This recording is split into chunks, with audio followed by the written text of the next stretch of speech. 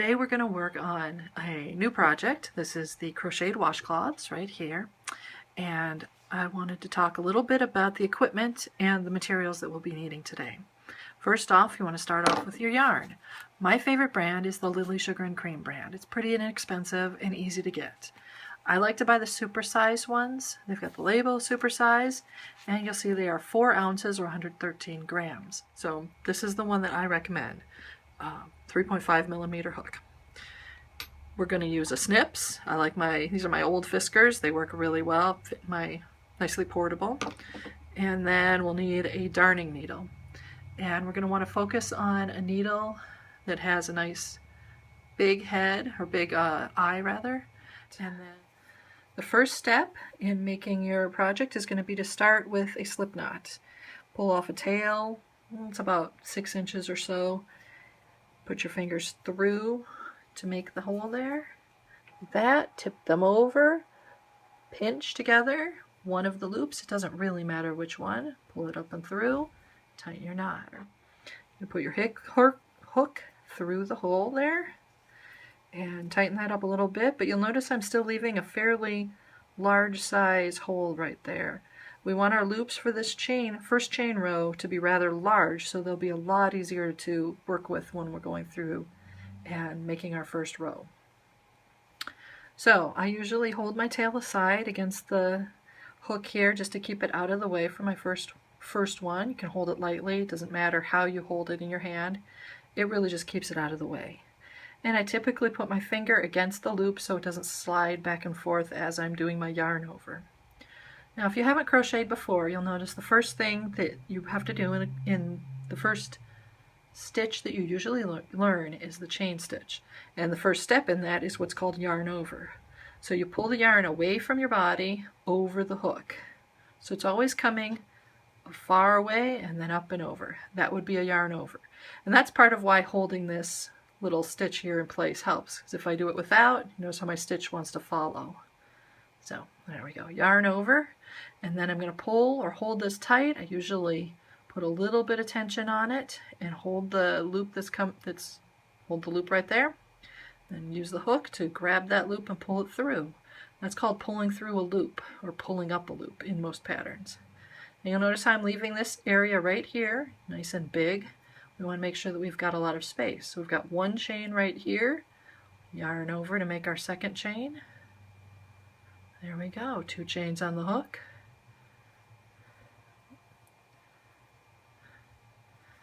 There we go, 3 chains, 4, and there's 5. One of them's kind of big. The first 2 are kind of big and sloppy. It's not going to be a big deal for our current project. And then I want you to take a quick look here so you can see what a chain stitch looks like. You notice how it comes around around the stitch. It looks a little bit like a tie or a cravat that's tucked into a shirt. On the back side of the stitch, you'll notice how it looks as if there's a little bump that goes down. The yarn rides up, making what looks like a little bump. That bump is often called a crochet bump, actually, in patterns or when people are talking about it. That's considered the back of the stitch, and the little cravat shape is the front of the stitch. So we're going to continue on and chain on 28 stitches total. So let's get to work on that. We're going to get started with our first stitch. So we've done our chain. This is considered our last chain, number 28. So I'm going to flip it over and I'm going to count my chain bumps. I've got this one, and then here's the second chain from the end right there. I think you can see that. So we're going to slip it in under the bump. There we go. Now our first stitch is a single crochet. So you yarn over and pull a loop up through that there. Notice I have 2 loops on my hook now. So the next part to finishing that stitch is to yarn over once more and pull the loop through both of those 2. So you slip both of those off the hooks onto the new loop. Alright, so that was pretty simple. The next one is going to be the next stitch. This is a really easy pattern because every stitch is either single or double crochet, one right after another. So our second stitch is going to be a double crochet. To do a double crochet, you yarn over before you put your hook through the chain. Then we slide it through this bump right there, yarn over a second time. You notice I now have 3 loops on there.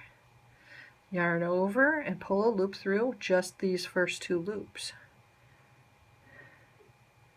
There we go. Now that's the first half of a double crochet. There's the second yarn over, or actually the third, but anyway, it goes over through the last 2. So that's a double crochet. You notice how it's a lot taller than the single crochet. Now the next stitch is going to go right into that bump there, and it's going to be a single crochet stitch. So we begin by putting our hook through, doing a yarn over, pulling a loop up and through, wrapping a yarn over again, and pulling it through. Single crochet done. The next stitch right there is going to be a double crochet. So to do a double crochet, we yarn over. We put our hook through the piece, right there, through the bump, yarn over another time. Notice how I'm twisting the yarn a little bit to keep just enough tension on it so my hook can grab it. Pull that yarn through the first and through the first loop, sorry, right there. So now we have 3 loops on our hook. Now we yarn over a second time, we pull through the first 2 loops and up. Yarn over once more, pull through those next 2 loops, and there's a double crochet. We're going to continue on here doing single crochet and double crochet. So here's a single, yarn over and pull it up, yarn over, pull it through. Okay, double crochet. Start with the yarn over, in through your piece, yarn over, pull a loop through there, 3 loops on the hook, yarn over, through 2 of them, yarn over once more to go through 3 of them. There we go. So you can kind of see it starting to form a little bit. So I'm going to continue on here until I filled this entire row all the way down to the end here. Alright, so now you can see that I'm down to the last couple of stitches here. This one was a double crochet. You can see how much taller it is than the stitch next to it. Pull that aside a little bit. You can see the size difference. So if you set it down and you need to come back on this first row, you can tell the difference between the big size versus the little. So after a double crochet comes a single crochet. Continue on. Single crochet. Here's a double crochet. Okay. And the last stitch of this row is going to be a single crochet. So kind of pull up. The last bump can be hard to find. As you saw, I just sort of, sometimes the last one it looks kind of flat. So you just sort of weave in here. There you go, like that. All right. Whoops. Yeah, single crochet. That through. Now we need to turn our work. When you're working in rows with crochet, you always get to the end and you have to turn it. To turn it, we usually make at least 1, sometimes multiple chains. In this particular case, we only need to do 1 chain stitch to turn it. So we do the chain stitch and then turn it over. Now, what I was saying earlier about how this is a simple pattern, and no matter whatever your last stitch was, if the last stitch was a double crochet, the next one will be single, and if the last one was a single, the next one will be double. It's the same thing at the end of this pattern. So you have a double crochet, then we did that single crochet, we turned our work and chained 1, the next stitch will be a double crochet, because this was a single right here. Did you catch my mistake there? Yeah, exactly. It's the single crochet that didn't quite happen. If you take a really good look as I turn the piece over, can you see it right there, the tiny stitch on the end? That's actually a chain stitch, not a single crochet. I know I said single crochet. I'm sorry. But sometimes mistakes happen. And with this pattern, it's pretty forgiving. So let's take a look at the rest of the project and see how it turned out. We turned our work and chained 1, the next stitch will be a double crochet because this was a single right here. So we'll wrap it over. Now that we're doing the first row, you need to find your first stitch, your first place to put your hole, your first stitch. Right here, it's in the single crochet here. You can see the little hole. If you look on the top here, you'll notice that there's your first cravat. So your first cravat is where you're going to put your hook. Oh, it's a double, so we need to yarn over. Then put our hook through that hole, pull up a loop. There's our 3 on, yarn over through the first, and pull up a loop through the first 2, yarn over, and there we go. The first row, or the first stitch of row 2 is started. The next one, you'll see right here, is right there. So we'll put our hook through there, do our single crochet stitch there. There we go. Okay, so we're going to continue on through this row, and I'll show you turning again when I get to the end. So you see I'm getting down to the last 2 stitches. You can see where they're going to go. Last stitch was a double crochet, and let's do a single crochet here, and then we'll do a double crochet, and we'll go over the technique for finishing the last end there and turning again. So we just finished our last stitch. You can see there's nowhere further to go. You turn the work over and do a chain. Okay, as you can see, it's getting pretty close to square.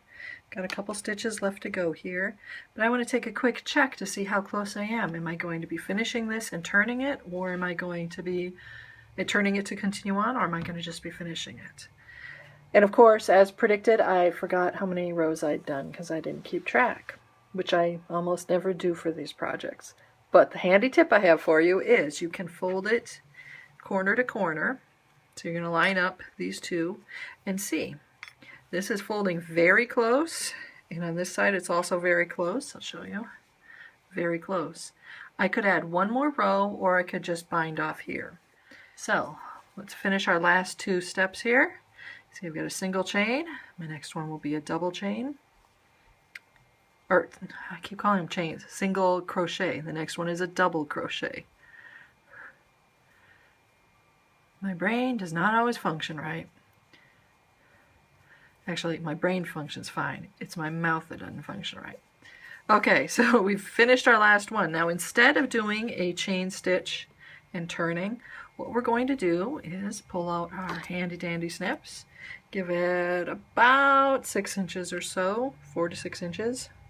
Probably 6 is a little better. Snip it, set that aside, and then we're going to just pull the hook, so we pull it through.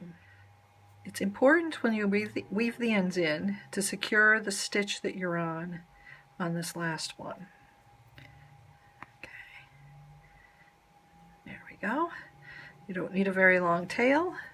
So the important part in securing it is following back. I usually follow back to where the yarn came from. So you can see the stitch comes up through here. Whoops, holding it crooked. There you go. You can see the stitch comes up through there. Go around the edge, and I'll stick my needle in right in there. And that will secure that down. Now I'll flip it over and I'll start to weave them in. And to weave them in, I just go underneath and weave, generally trying to go in multiple directions. I just went this way. The next step I'm going to do is come down around and follow this thread. So, you can see how that pulls down, and it causes the yarn to go in a slightly different track. Alright, I've woven in my last end there. Snip that, and we have a nice finished washcloth.